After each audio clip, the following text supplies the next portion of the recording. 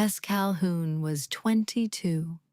The cold November morning, a manila envelope from a small law office in Bellefontaine, Ohio, arrived at the South Bend post office where she had been holding her general delivery mail for 19 straight months.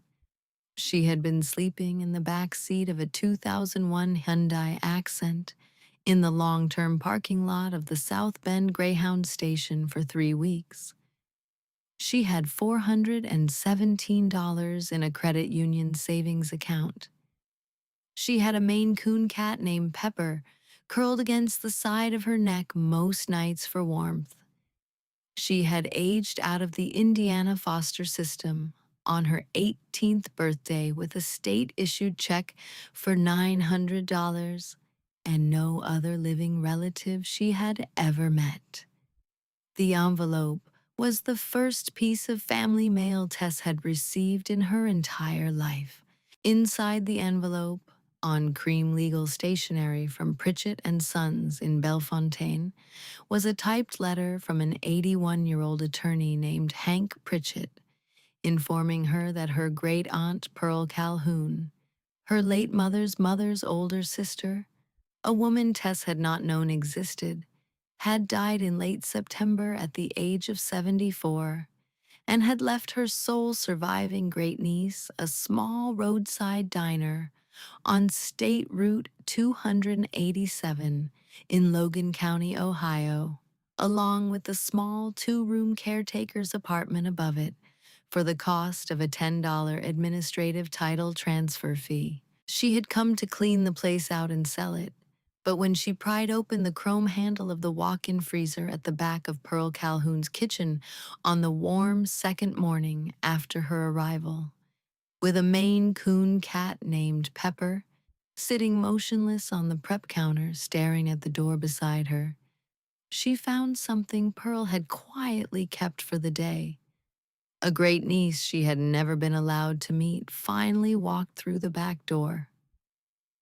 Tess Calhoun had been an Indiana State Ward since she was 8 years old.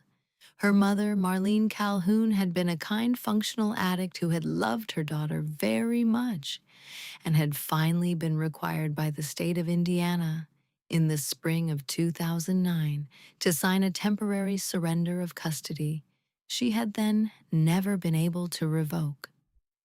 Tess had moved through 6 foster placements between the ages of 8 and 18. None of them had ever mentioned a great Aunt Pearl in Ohio. Tess had never asked, because by the time she was 12, she had stopped asking about families she had not personally met. She had not seen her mother since she was 9 years old. Some children inherit grandparents. Some children inherit cousins. Tess Calhoun had inherited a state caseworker named Mrs. Bellamy, who had brought her a sheet cake on her 18th birthday and had then quietly closed her file. She had worked 2 jobs since the day Mrs. Bellamy had closed the file. Morning shift cleaning rooms at a Hampton Inn on the south side of South Bend, evening shift stocking shelves at a Tractor Supply 2 miles down the highway. She had saved every dollar she could put aside. She had been almost halfway to a community college bookkeeping certificate when the Hampton Inn had cut her hours in October, and her landlord had raised her rent from $700 a month to $890. The math had stopped working. The Hyundai had become her bedroom in the 3rd week of October. The general delivery window at the post office had become her mailbox. Pepper had become the only living being on Earth Tess Calhoun was sure still loved her. She drove the Hyundai south from South Bend on the morning of the 3rd Tuesday of November with Pepper in a soft mesh carrier on the passenger seat and Hank Pritchett's typed letter folded once in the front pocket of her faded olive green canvas field jacket. The drive across the Indiana farmland was flat and cold and gray. The first hour was US 30 east through long fields of cut corn. The second hour was Ohio state highways through small towns with single intersections and white Methodist churches. By the fourth hour, she had crossed into Logan County, where the land began to rise into small, folded ridges. And at the end of the fifth hour, she rolled the Hyundai onto the gravel shoulder of State Route 287 in front of a small, chrome-fronted 1962 roadside diner with a flickering neon sign mounted above the door that read, Pearl's Family Diner, since 1962. The W in Pearl's burned out for what looked like a long time, the gravel parking lot empty, the front windows thick with 3 months of road dust. The brass key from Hank Pritchett's envelope turned on the second try in the back door lock. The diner had been closed for 92 days. The air inside was the still cold air of a small commercial kitchen that had stopped cooking in the middle of an ordinary Tuesday. With the grill still oiled, a green order ticket pad face up on the prep counter, and a half-eaten roll of butterscotch lifesavers in Pearl Calhoun's spot behind the chrome cash register. The wall clock above the front counter was still running. The wall clock had been running since the spring of 1962. Pepper bounded out of the soft mesh carrier the moment Tess unzipped the front flap, walked the entire length of the front of house once on slow, careful paws, sniffed at booth 4, sniffed at the chrome counter, sniffed at the brass cash register, walked through the open doorway into the back kitchen, and stopped dead at the door of the walk-in freezer at the back wall. Pepper sat down. Pepper did not move. Pepper stared at the chrome handle of the walk-in freezer door with the kind of focused attention a Maine Coon gives only to something the rest of the room has not yet noticed. Tess explored the building first because she needed to know the shape of what she had inherited before she opened any sealed doors. The front room had 8 red vinyl booths along the front window, a long chrome counter with 10 round vinyl-topped stools, a wall clock from 1962, a small wooden coat rack by the front door, a brass cash register with original ivory keys, and a half-eaten roll of butterscotch lifesavers Tess could not bring herself to throw away. The back kitchen had a long, flat-top short-order grill still oiled, a row of hanging copper saucepans, a heavy chrome walk-in freezer door at the back wall, a small dry goods storeroom off to the side, and a narrow wooden staircase along the right wall that led up to the small 2-room caretaker's apartment above. Tess climbed the stairs with Pepper at her left ankle. The apartment had a single front room with a black ironwood stove, a narrow iron frame bed, a wooden table with 2 chairs, a hand pump sink, a small bookshelf full of dark blue cloth-bound diner ledgers dated in faded gold ink along their spines from 1962 through the current year, and a small framed photograph on the table of 2 girls in the late 1950s sitting on a front porch in Sunday dresses. The taller of the 2 girls was unmistakably Pearl Calhoun. The shorter girl was unmistakably Tess's mother, Marlene, at the age of 9.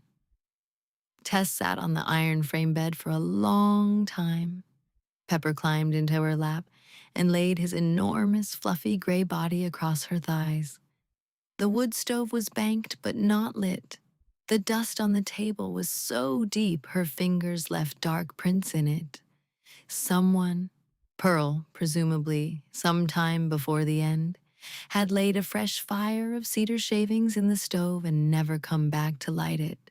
Tess lit it with a wooden match from the tin on the mantel and let the warmth fill the small front room. She made coffee on the wood stove in a battered enamel percolator she found in the cabinet over the sink. She fried 2 eggs over easy in a small cast iron skillet she brought up from the Hyundai. She made 2 pieces of toast over the open flame. She poured a small saucer of canned chicken wet food from the can she had bought at a gas station in Lima for Pepper. And Pepper ate noisily and fast, and then licked his right paw clean 3 times before he came over and sat across Tess's left boot to wait for the last bite of egg yolk. She gave him the bite. She sat at the wooden table and looked out the small, south-facing window at the gravel parking lot of Pearl's family diner in the cold November afternoon light. And she did not cry, because she had not yet figured out what she would be crying about. That first night, she slept under her mother's old quilt on the iron frame bed with Pepper curled in the warm hollow behind her knees. And she dreamed of a woman she had never met sitting at a booth in a small chrome-fronted diner in Ohio, writing a note in soft pencil. In the morning, she came down the narrow staircase before dawn to find Pepper sitting motionless in front of the walk-in freezer door at the back of the kitchen, exactly where she had left him the afternoon before. He had not slept. He had spent the entire night staring at the chrome handle of that freezer door. Tess made coffee in the chrome commercial urn that had not been used in 3 months. She unloaded the rest of the Hyundai. She brought up Pepper's heavy yellow ceramic saucer and his second matching water bowl and set them on a folded blue dish towel by the back kitchen door, the way Pepper had eaten his meals for 2 years. She poured him a small saucer of canned chicken wet food and watched him eat with one hand on the warm fur between his ears.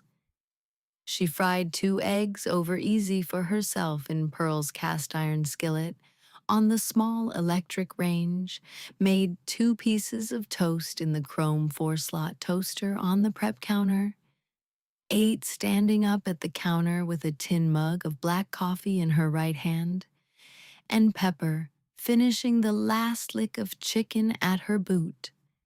She gave Pepper the final bite of egg yolk from her fork. She rinsed her plate. She refilled her coffee. Hey, friends!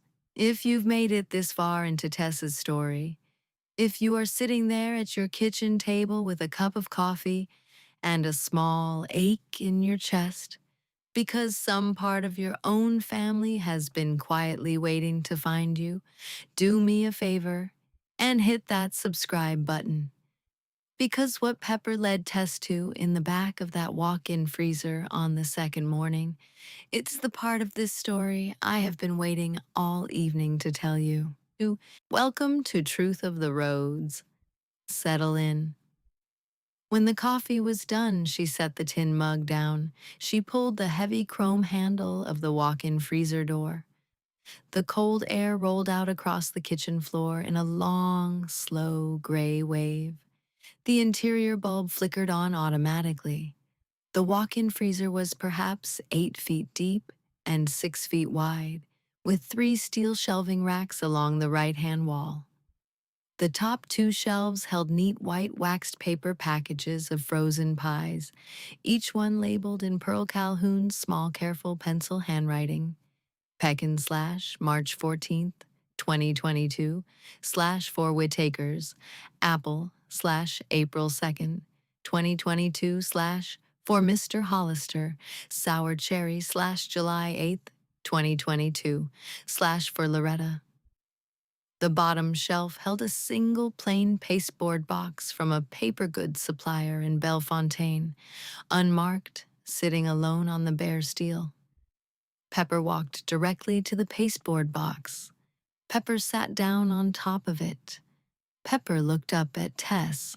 Tess lifted Pepper carefully off the box, set him down on the cold concrete floor, and slid the box out of the freezer onto the back prep counter under the warm overhead light. Some women take, some women keep. Pearl Calhoun had kept.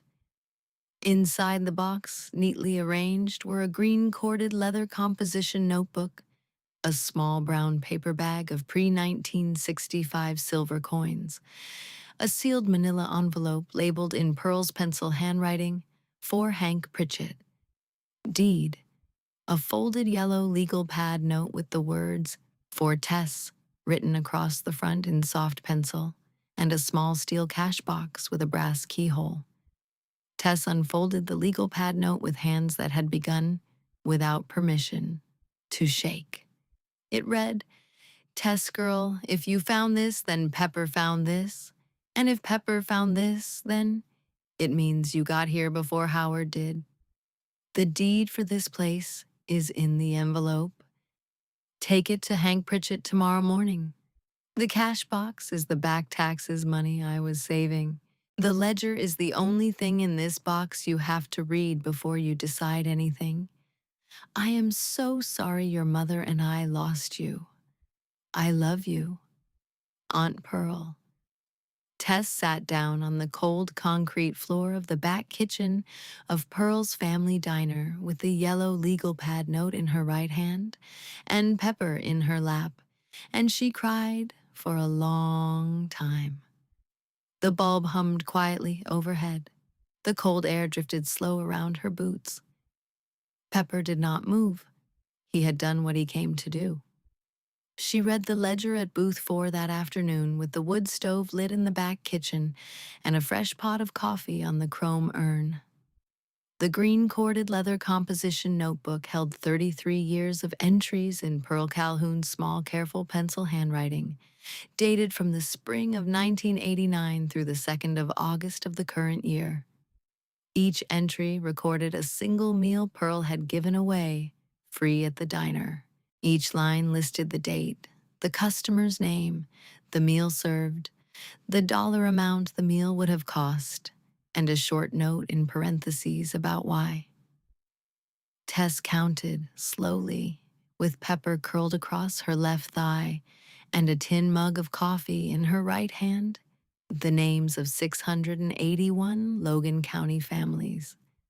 She counted by the small running total Pearl had kept in the right margin of every page, a final number of $398,520 in free meals quietly served between 1989 and the 2nd of August. The very last entry, dated the morning of August 2nd, in handwriting thinner than the rest, read, Loretta Hollister, 2 eggs over easy and a single sausage patty and dry wheat toast, $4.85.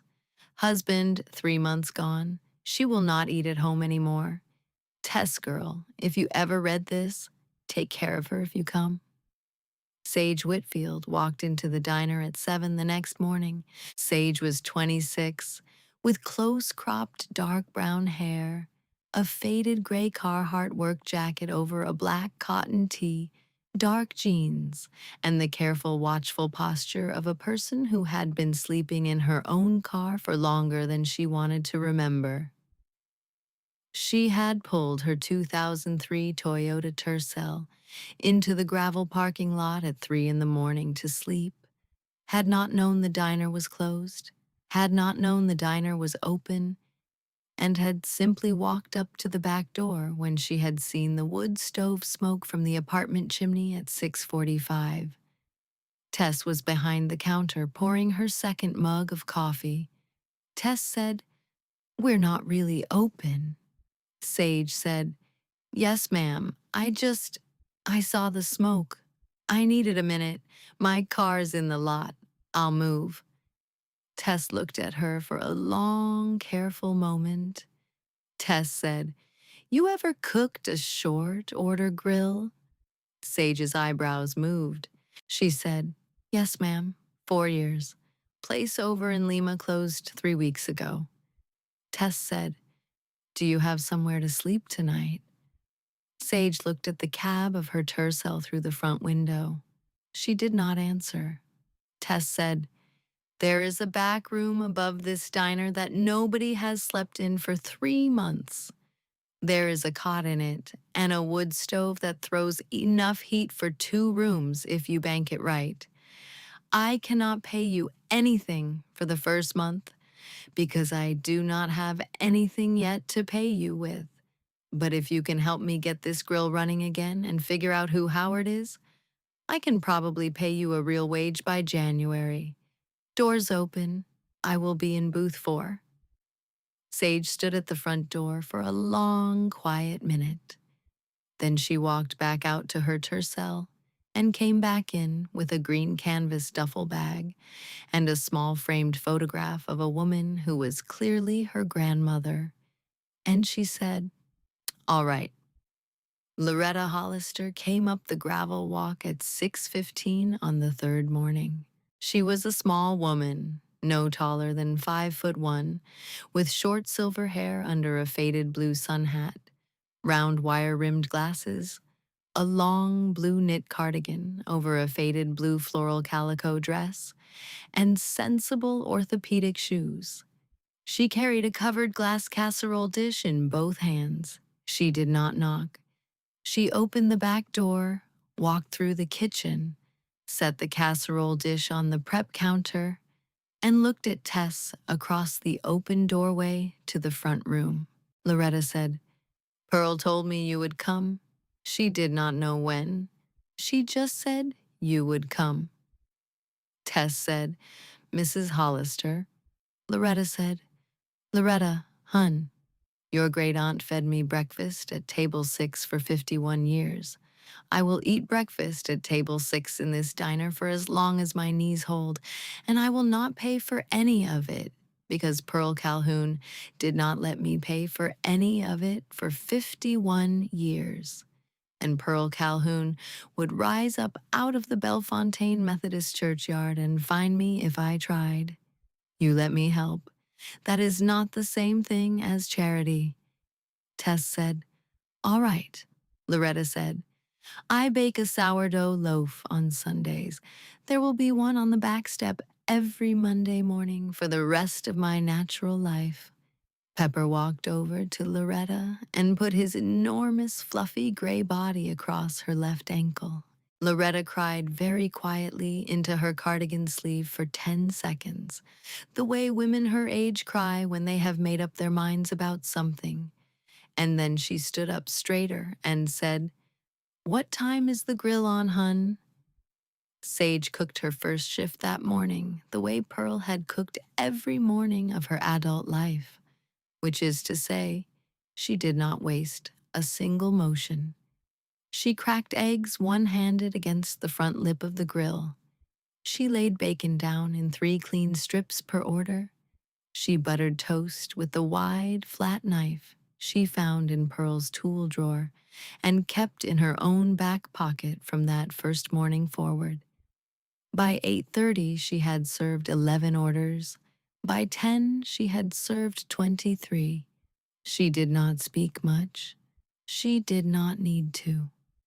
The bell over the front door rang every few minutes, and the Logan County regulars came back one by one, the way regulars always come back when a closed small-town diner unexpectedly opens. And each one of them looked at Tess at the cash register and at Pepper, asleep on top of the warm chrome coffee urn, and at the young cook on the grill.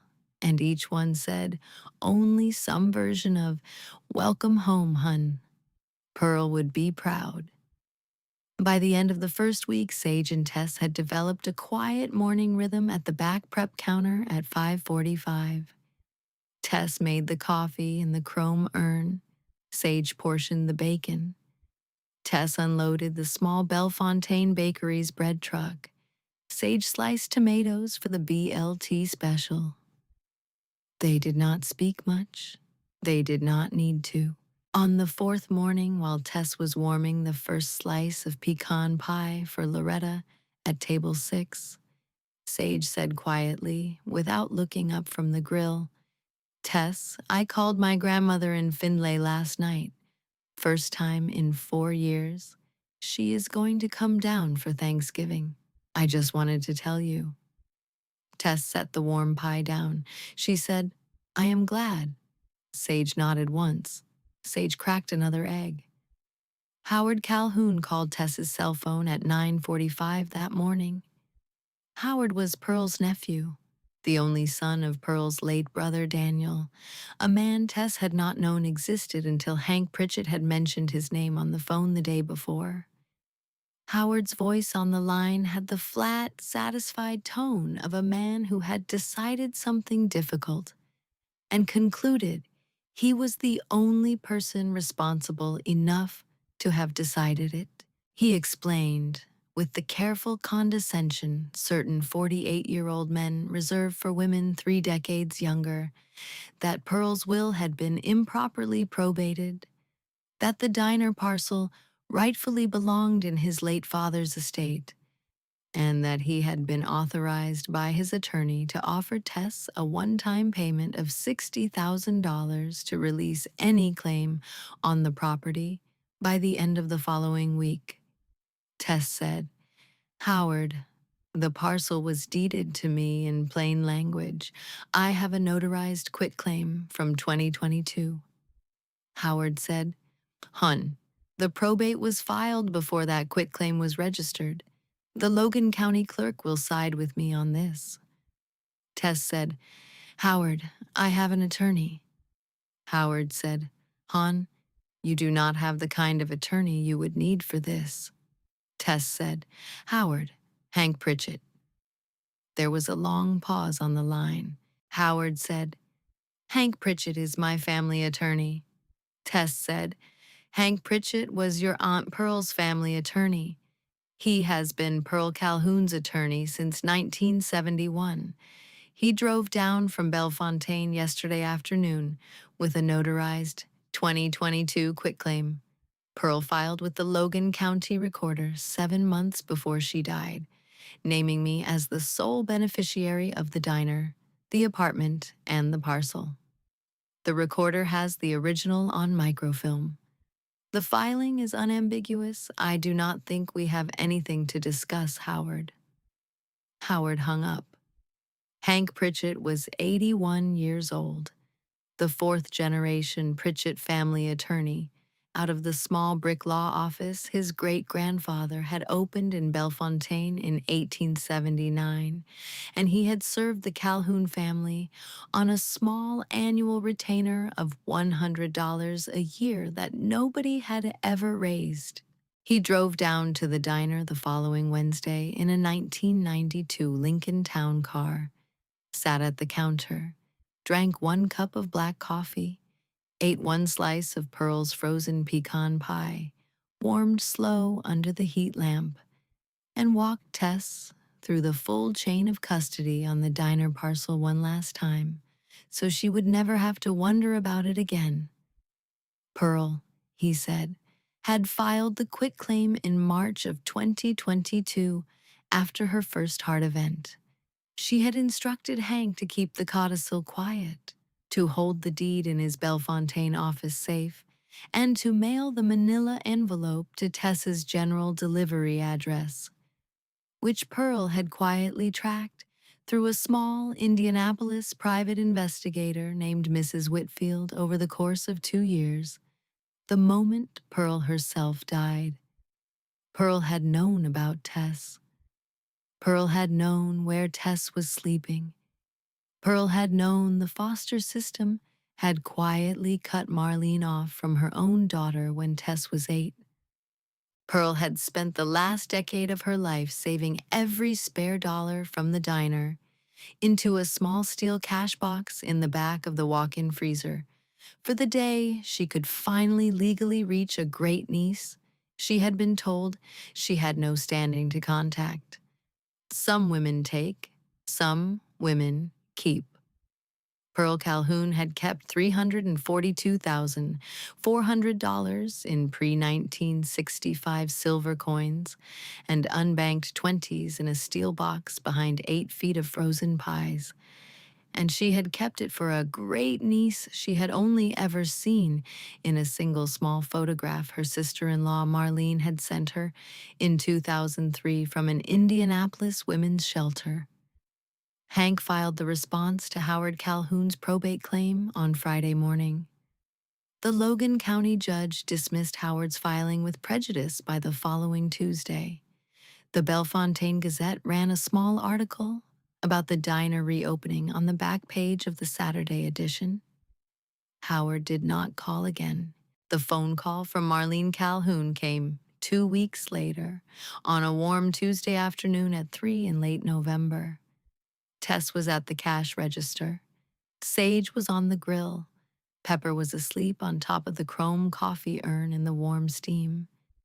Marlene was 49 years old now, sober for almost 4 years, working as an overnight CNA at a long-term care facility in Indianapolis.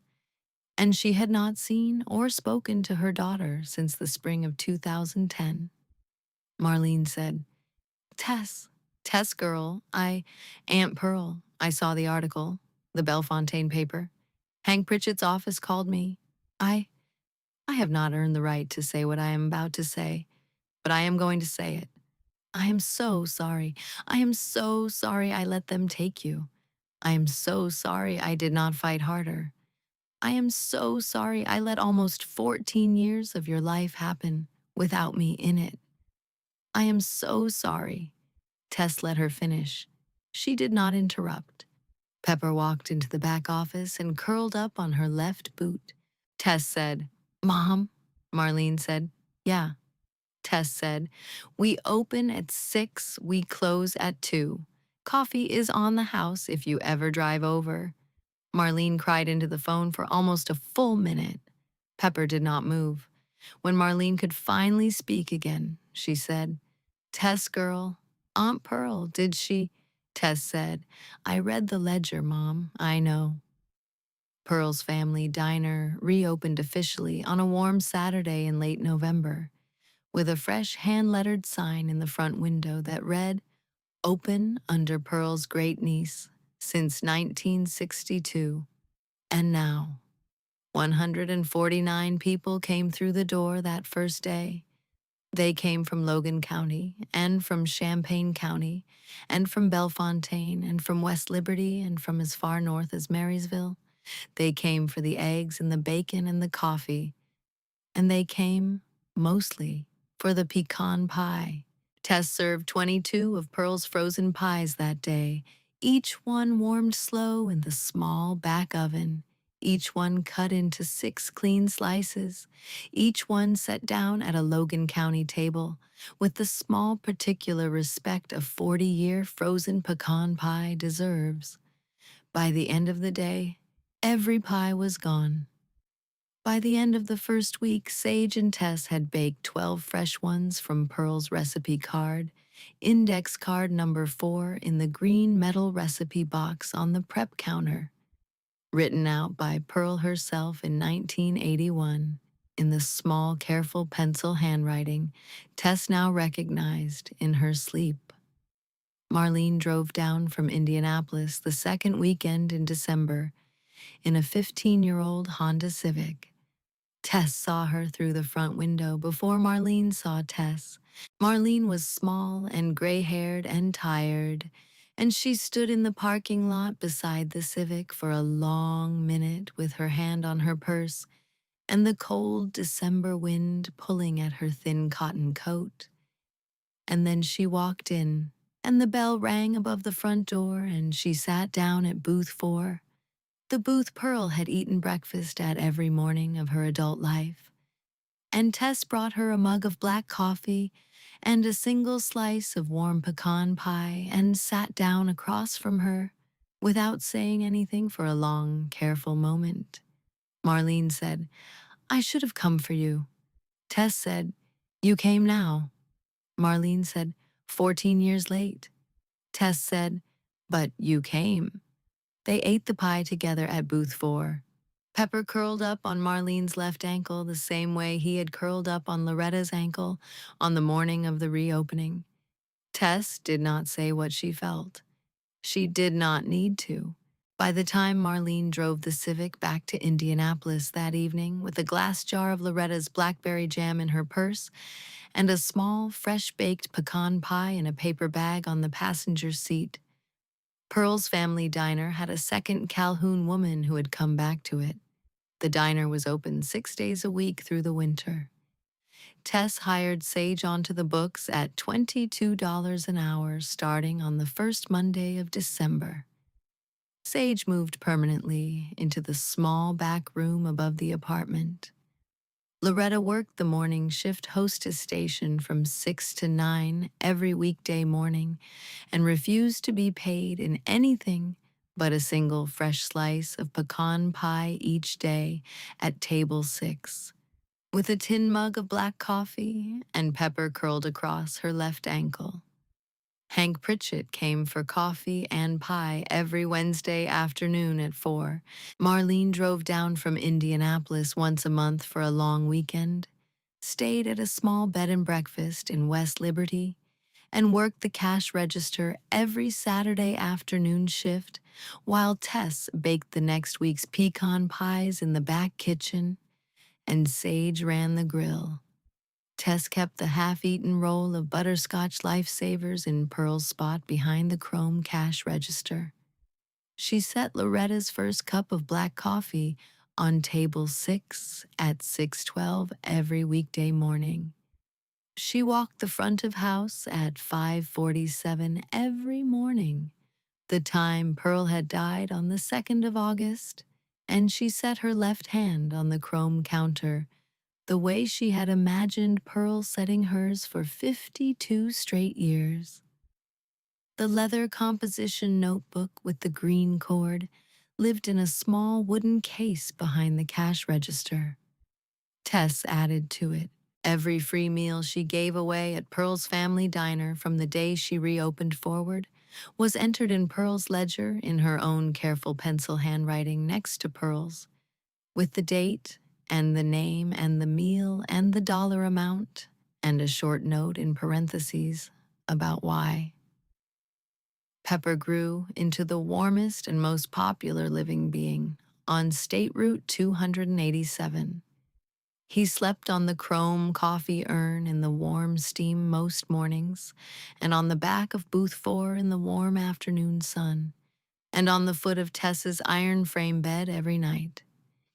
He ate a saucer of canned chicken wet food at 6 in the morning, and another at 6 at night from a yellow ceramic saucer on a folded blue dish towel by the back kitchen door.